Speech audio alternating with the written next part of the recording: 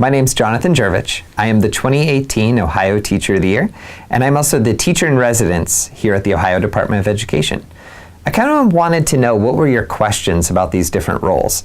So I reached out on social media with the hashtag Q&A with Mr. J, and I got some really interesting questions. So I'm going to answer some of those today.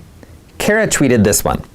She said, "You speak often about the importance of teaching empathy in the classroom. In a data-driven system like education, where assessments and testing are the norm, how do you measure and represent student growth with regards to empathy?" That's a really important question. In my classroom, I spend a lot of time directly talking about empathy, awareness, perseverance, and I make sure that it's something that I observe about my students. How are they interacting with one another? How are they talking with one another?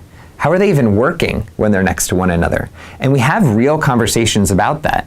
I make sure to point out when things are going really well and to celebrate those moments so that then we can have a really honest conversation about the things that I'm seeing and the things that we need to change.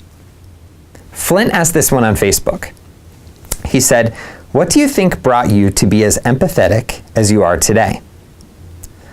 Well, Flint, I want to tell you a little bit about my grandmother.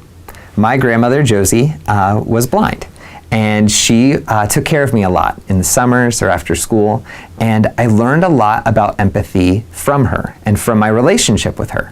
And I spent a lot of time explaining what was happening on TV shows to her, about the images that were on the screen.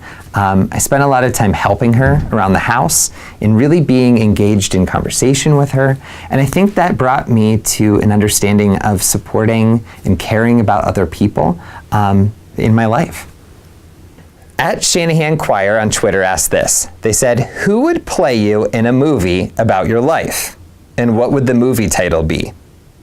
Well, for the movie title, I've got two options. I think either "No, I Do Not Want Your Booger."